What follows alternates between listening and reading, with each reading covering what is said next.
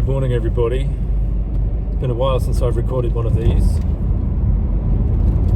and apparently today's the day I'm going to record another one. So here we go. The overview of what I'm about to share is a little bit of an update on several fronts. I'm going to speak about the process of generative change, deep structure, systemic change. I'm going to speak about the Helios Fellowship, and I'm going to speak about Nepal, and I'm going to speak about the deep nature emotion. And I'm going to also speak to why all the other videos, apart from I think one, have vanished from my YouTube channel. So maybe I'll start with that. I've been working initially as a coach, as many of you already know, and then that evolved, and I realised I was working psychotherapeutically, and so I went to study that and various modalities of psychotherapy. That was 26 years ago, 1997. I began studying neuro-linguistic programming, and I really went in the deep end. I did a practitioner course, 20 days, over a year, 10 months, and attended a practice group one evening a week for like 3 or 4 hours with the same, or many of the same cohort in Bristol. And I studied with a guy called John Seymour, who was a brilliant teacher, and it wasn't until much later I realised how many shonky, really quite dangerous teachers there were in that realm. And really am very grateful for John's integrity, his challenges to me personally while I studied with him, but also the way that he did not overlay or infect the training that he delivered with his version of what should or shouldn't be happening. It really was an education in terms of he made everyone dig deep and find their own answers to whatever it was we were working with or we were choosing to work with. So I did the practitioner and study group once a week, and that really started changing things for me. So when the practitioner finished, I went back and I did the master practitioner, and which is another 20 days over another 10 months. And while I was doing the master practitioner, I decided I could assist on the practitioner course. So I assisted on the practitioner course, and I stayed with my practitioner practice group. And while I was studying the master practitioner, so that's like 2 weekends a month, immersive training, live practice all the way through, really experiential, which is what really works for me. And then another practice group with a master practitioner group. So 2 practice groups, 2 weekends a month.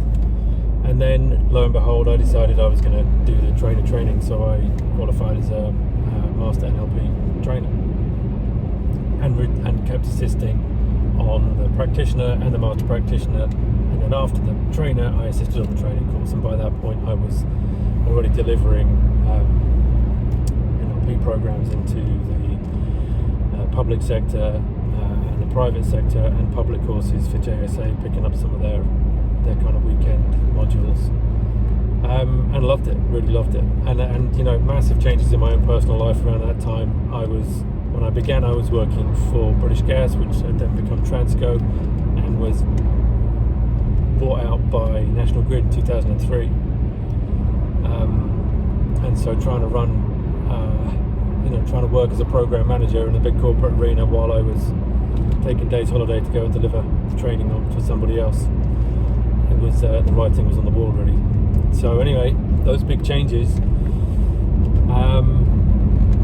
taught me a lot about change. And over the years, all of the initiatives, all of the hundreds of people, the 30,000 plus hours I've spent one-to-one in every kind of scenario I can imagine, from senior civil servants to teachers to pilots afraid of heights, to all kinds of people, everybody, humans living a life, and coming to those points we invariably all come to where we get a bit stuck. And so over that time, all the experience, journeyman, charities, men's work, deep nature immersions, I've been recording YouTube videos and just kind of like chucking them out. Stream of consciousness, this is what I think, this is my perspective, this is how I see it. It's covered trauma, rites of passage, severance, threshold incorporation, embodiment, somatic intelligence, extraordinary states of consciousness and trance, generative trance, systemic trance, generative change, rewilding, it goes on and on and on, all the various arenas that I've stepped into. And so I realised that my YouTube channel was a bit of a minefield. Like, there was no real coherence to it, and I know that, and people wrote to me and said, look, this is good stuff, please don't take it down, but it was incoherent, and it needs some coherency for it to be meaningful, and for me to integrate it into a deeper level and then take it into the next phase of my own professional and personal inquiry, which I have been floating and thinking about and writing about in various little ways as Wild Mind Deep Eco Psychology. So that's why I've taken it down, so I can distill it, so that I can bring some coherence to it, and so that I can offer it in a way that respects the material and the quality of the material, which I think is valuable, and also to I've started seeing some of the phrases I use and have developed crop up in other people's material, and I'm pretty sure they don't know what they're talking about. They're doing that kind of like, oh, that's a cool phrase, I think I'll add that to my website. I didn't really feel that was something I wanted to collude with, so that's another reason. Anyway, that's why that's missing. It's all still there in the background, and I'm going through it and I'm distilling it. Also, the Helios Fellowship. There are something like 100 hours of Helios Fellowship videos that no one can see at the moment, and they are also being distilled, and speaking with the guys who managed to navigate the Helios Fellowship's fierce initiation process over the last couple of years. And we are in discussions about how and when to open what I call the Men's Community Council. It's something that I first started in the Findhorn community, I don't know, 5 or 6 years ago, following a suicide there. And that's still running, but the Men's Community Council and hopefully the Helios Fellowship kind of rising that sun back into the sky, as Helios himself would have wanted. And that's going to be happening over the course of the rest of this year at some point. So if you are a man and you would like to participate in, contribute to what we're calling the Men's Community Council, which will most likely be a monthly online way of council gathering for men, with a few bits and pieces around the edge, including some peer mentoring opportunities, I imagine. Maybe some separate online input from me, various salons, etc. Then do drop me an email, connect@pauljhowell.com, and that website, etc., will also be getting a kind of a makeover to help hold and express and extend the invitation to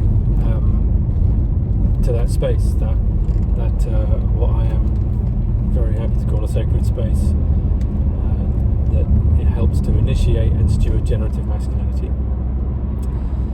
Okay, so that's YouTube and the Helios Fellowship. Nepal, we're going to Nepal, late September, early October. Still on my list of get this done, and I think I'm prevaricating because I'm so excited about it. Still speaking with my good friend Nima out at SK Adventures, 7 times Everest summiteer and guide. The most humble, happy, relaxed, super chilled, hardcore guy I've met, and really just so pleased to have that relationship, my relationship with Nima, and Sering, his business partner, and be able to be putting this thing together, which is going to be a Wild Mind trek. So Langtang most likely Langtang National Park area, one of the most beautiful remote places in Nepal. Incredible biodiversity, completely unique, and should be pretty quiet by when we're planning to be there. So, and that wildmine trek is going to be along the lines of very deep nature immersion, generative coaching. So again, for leaders, for people who are not just in their own change process perhaps, but responsible for change processes and looking for new resources, personal resources, and insights and ways of understanding the change process as humans experience it. So that kind of leads me into the next little update, which is the kind of a shift, not really a shift, but bringing some clarity and some more focus to my work in a specific area, wildmine deep eco-psychology, looking at biodiversity, what I see in the conservation realm. Lots of starting to wake up to the fact that facts don't change people's minds, that jumping up and down and screaming about the data is really, you may as well shut yourself in a room and scream and shout for the amount of social capital that managed to generate in terms of people understanding the seriousness of the climate emergency that we are in and the tragic loss of biodiversity from our planet because of our actions and our lack of willingness to look at who we are as a species at this point in our evolution, let alone really embrace it. So looking to bring influence and resources to that particular community of maybe leaders in NGOs who work with biodiversity, work with ecology, conservation would be the kind of the umbrella term. Also, one-to-one, I have 2 spaces opened up. Just finished some blocks of work with people, so into my second chunk of blocks for the year. So I have 2 places of generative coaching. If anybody would like generative coaching or somatic psychotherapy, there are 2 spaces available each week, and they can be taken every other week or however. That's a conversation that needs to be had on a one-to-one basis. So again, pauljhell.com. You can read a little bit about it. The website is undergoing another overhaul, a lot cleaner, feels a lot more concise, and I'm distilling, as I said, not just the YouTubes and stuff, but also the writings on my website, which I have recently added the last 2 chapters of The Girl with the Gun, which was a piece of work I did with an incredible woman who in the story I think I called Jane, and talking about recovering from serious complex post-traumatic stress disorder is how we would term it clinically, but trauma, incredible betrayal in a family, navigating grief and loss of a parent, and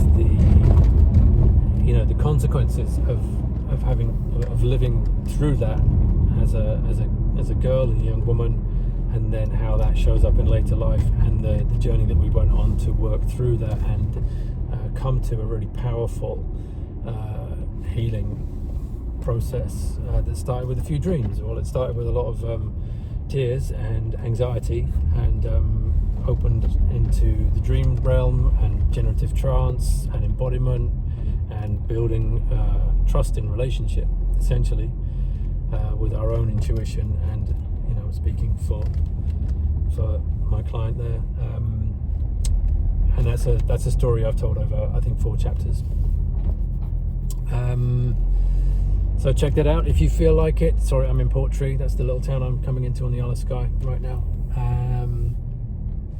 I think that's it. I think that's all this update is about.